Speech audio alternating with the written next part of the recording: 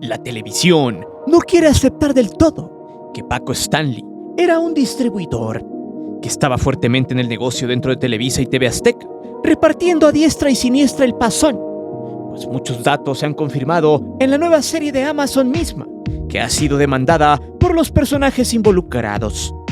Pues algunos aspectos de la vida de Stanley que se ven expuestos allí se basan en las vivencias y declaraciones de cada uno de los personajes que sobrevivieron a ese 7 de junio del 99 en el Charco de las Ranas, lugar donde Paco Stanley se fue al inframundo, luego de llenarse la panza de tacos y algunas fritangas.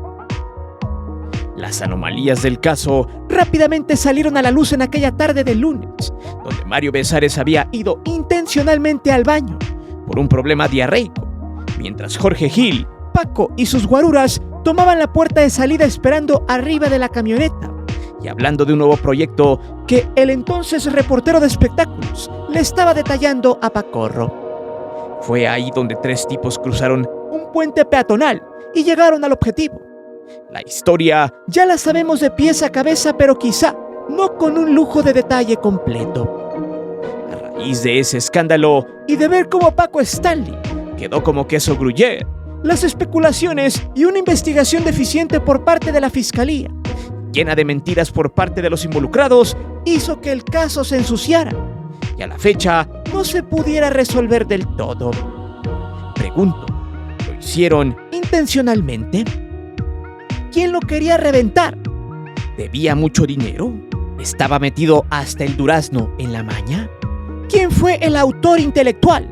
¿Por qué la televisión se colgó de su adiós y se volcó contra el gobierno del entonces Distrito Federal? Prepárate, porque aquí presentaremos algunas teorías que navegaron entre la gente de aquella época y que al paso del tiempo han tomado fuerza por la relación que hasta ahora tienen. Pues por mucho tiempo se canonizó a un personaje como Paco. Pidieron justicia por su final gracias a la televisión que le lavó la carita a un tipo que vendía y era uno de los personajes más nefastos en las televisoras en ese entonces. Había que sembrar una historia ficticia, misma que se quedó por mucho tiempo en el pensamiento del muy adoctrinado público mexicano de aquella época. Es por eso que hoy te presento ¿quién tronó a Paco Stanley? 3 teorías de su final que no quieren aceptar. Antes de seguir con el video te invito a suscribirte al canal, activa la campana de notificaciones para que recibas todo nuestro material y las narraciones en vivo. Te divertirás, te lo aseguro. Además, sé parte de la gran épica del canal para llegar al 1.000.000 de suscriptores, porque próximamente tendremos varias sorpresas.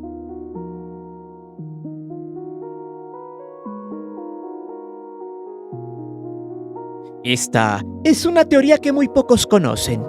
De hecho, en su momento, por los hechos, podría quedar como parte de la historia que cuadre un poco en quién y cómo fue que se gestó el infierno a las afueras del Charco de las Ranas, ya que muchos investigadores señalaban a un integrante del antiguo Departamento de Investigación de Policía del Distrito Federal, quien a su vez era cuñado directo de Paco Stanley. Pues recordemos que su primera esposa fue Mónica Durruti, mamá de Paul Stanley. Javier Fernando Durruti Castillo, metido hasta las chanclas con los vendedores de dulce de coco. Así se le conocía en los bajos mundillos del servicio secreto mexicano. Inclusive, este sujeto era muy amigo del famoso comandante de la policía, el Negro Durazo, uno de los sujetos más temidos de aquel sistema de justicia capitalina, y el cual en su andar ha dejado una estela de desgracias, corrupción y sustancias tóxicas.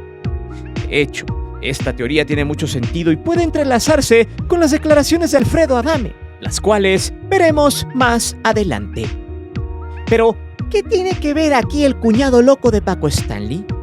Bien, este sujeto saldría a cuadro luego de que previamente, antes de terminar el programa en TV Azteca, Paco Stanley recibió una hoja de papel que no leyó en voz alta, pero cuando lo leyó para él, simplemente se quedó pálido, no dijo nada y terminó el programa como si nada hubiera pasado. Justamente en ese día, de la nada, Mario Besares tras bambalinas recibía una llamada, supuestamente de una mujer, donde le dice que estará desayunando en el Charco de las Ranas. Esas inconsistencias llevaron el caso a otro nivel. Sin embargo, tuvo que pasar mucho tiempo atrás para entender esta conexión. Para nadie es secreto que Stanley, en 1988, época del famoso Negro Durazo, el dios del moche, quien estuvo al mando de la seguridad pública de la capital, se había lanzado como candidato por su partido, el PRI, para la Asamblea Legislativa del Distrito Federal. O sea que, para que me entienda, era el Congreso de Diputados locales. Sin embargo, la gente no le dio el voto y perdió. Aún así, Paco, como buen mujeriego y gandallita, sabía perfectamente que una de sus sedecarnes del momento era una tal Mónica Durruti, quien es hermana del extinto Javier Fernando Durruti Castillo, quien en ese momento estaba en el bote porque estaba relacionado con los hechos del río Tula y en el deceso de un delincuente apodado el Chocorrol, quien se había escabechado a un famoso columnista de la época, llamado Manuel Buendía Telles Girón, del diario Excelsior, y quien tenía una poderosa pluma llamada Red Privada, en donde había sacado a flote toda la red de corrupción del Departamento de Seguridad del Distrito Federal y sus nexos con la maña. Por lo tanto, cuando Paco se metió a la política, le juró y perjuró a Mónica que si ganaba, trataría de buscar una reducción de la sentencia de su hermano. De hecho, en los bajos mundillos se supo que varios policías de la época sabían que Paco se había metido en broncas severas, debido a que el hermano, a pesar de estar en el botellón, era de armas tomar, por lo que al saberlo, Paco le prometió el sol, la luna y las estrellas, tanto así que al paso de los años se la pasó prometiendo que movería todas sus influencias en el gobierno para hacerle el paro al cuñado, cosa que nunca llegó. De hecho, fue él el de la idea de pedirle favores a su cuñado, que a cambio de su ayuda para reducirle la sentencia, le pedía la clásica caspita del diablo para poder mover el negocio tras bambalinas en Televisa, lugar donde estaba entretejiéndose una red incalculable de pasones para la época. De hecho, según un tal Silverio Cacique Águila, quien era el jefe de espectáculos en aquella época, quedaba estupefacto por la forma en la que Paco entregaba los pedidos mientras lo maquillaban en el camerino, previamente al programa en la gran ramera de la comunicación. Para esas épocas, el negocio iba viento en popa. Empezó a ganar mucho dinero, pero no podía sacar al cuñado del bote. Y luego este supo que con tanta venta, al Pacorro ya le alcanzaba para irse a vivir a una zona residencial exclusiva, de alta plusvalía en Cuernavaca, misma donde tendría supuestamente de vecino en particular al que apodaban el Señor de los Cielos. Ojo con esto, porque luego relataremos el mensaje del Mayo, mismo que leyó en vivo en Televisa, cuando hacía Pácatelas. En fin, el punto es que Paco empezó a ganar mucho dinero. De hecho, no correspondía a lo que le pagaban en Televisa, como montañas de dólares y centenarios que tenía consigo tras el escenario. Y muchas veces lo vieron en su oficina intranquilo, porque supuestamente estaba blindada. No así su camioneta, porque a este sujeto le encantaba que lo idolatraran. Por eso, cuando llegaron a darle su baño de metal, de nada sirvió toda su fama. Pues Paco había pedido caspa de más con tal de ahora sí liberar al cuñado incómodo. Y como no pudo hacerlo, terminaron mandando al Pacorro a besarle las patas al diablo esa tarde del 7 de junio, pues no solo debía dinero ni talco de bebé Menem, sino que no había cumplido su promesa que había prometido por años. Esta teoría se asemeja mucho a lo que hace poco comentó Alfredo Adame, quien hasta habló de cantidades de producto, pero eso lo veremos a continuación.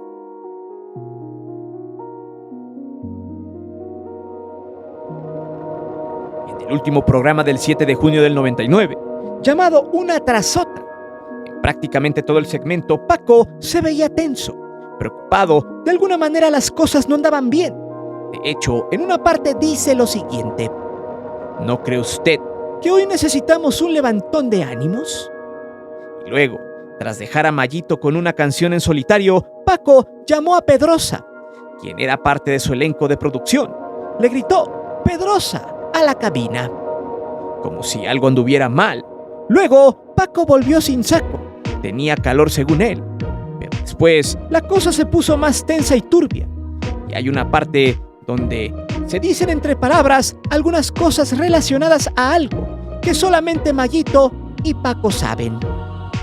Mario Besares se encaró con Paco Stanley, como el vil patiño que era, y en uno de sus diálogos empezó a gritarle a Mario lo siguiente: ya págale a ella, metiéndole un machetazo al estilo lucha libre.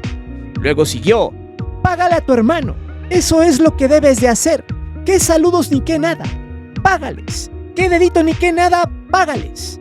Arremetiendo más fuerte contra Mario Besares, luego prosiguió: págales. Eso es lo que tienes que hacer. Hoy sí me dio coraje. Te estoy hablando. Cuando yo te hablo, veme de frente. En ese momento pareciera que Paco estaba molesto por algo que había recibido, algún mensaje o queja, como cuando hace años atrás lo había saludado el Mayo Zambada y este habría leído el papelito al aire.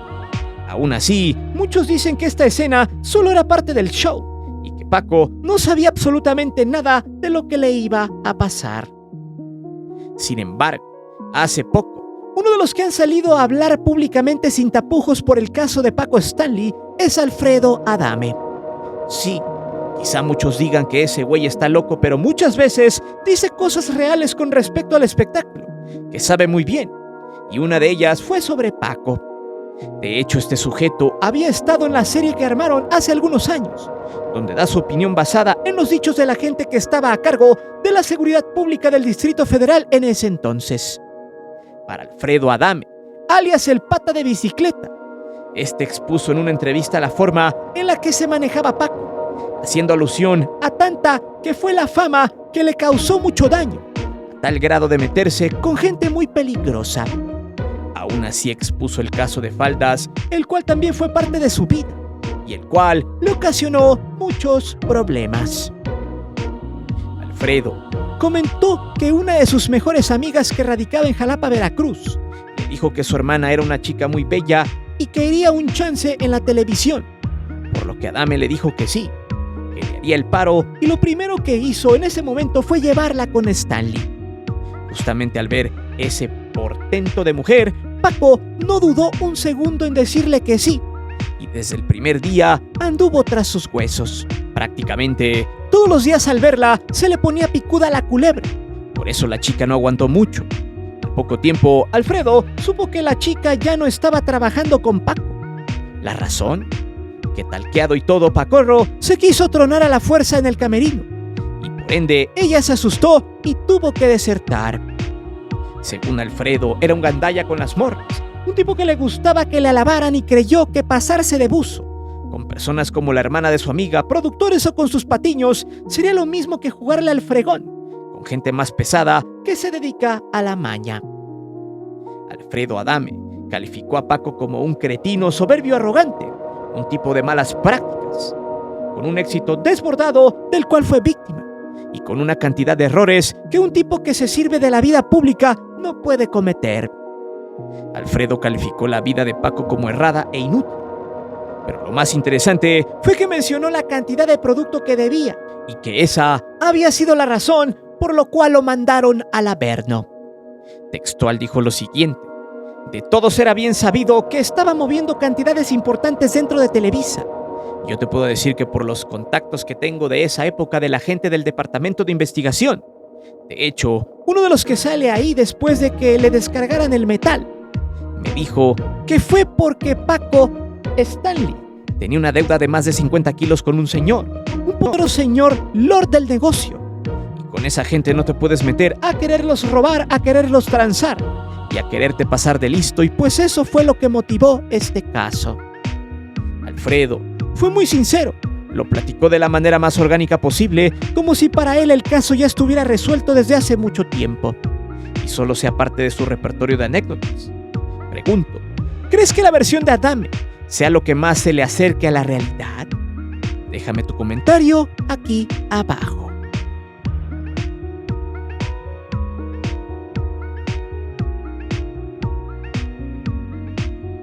Otra versión, la cual quizás sea un complemento de las anteriores, es la cuestión de su amistad con dos tipos muy pesados que igual en ese entonces no eran tan conocidos como ahora.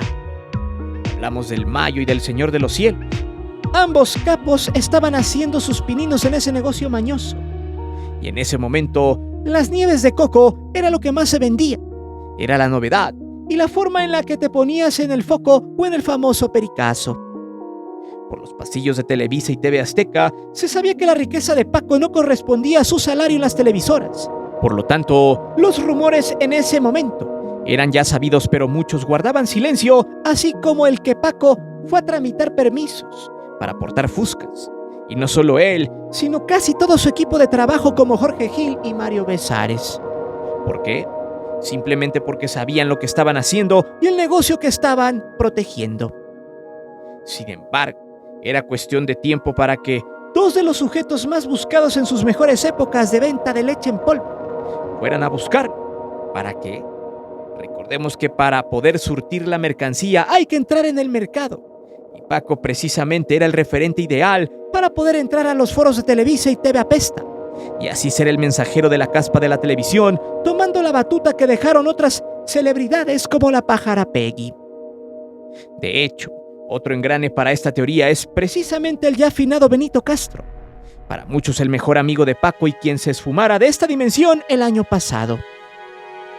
Él explicó que en efecto, Paco estaba metido hasta las chanclas con los dioses del perico, pues Paco tenía una productora llamada ST Producciones y allá atendía parte de sus negocios, entre ellos el que llevaría con la coladera del adiós. Benito trabajaba con Paco y cuando llegó a las oficinas se dio cuenta que había dos camionetas tipo Suburban a las afueras y adentro había varios sujetos preparados para el relajo. Y también con ellos estaban dos vehículos lujosos de la época, un Cadillac y un Lincoln, los cuales no pertenecían a ningún socio de la productora de Stanley.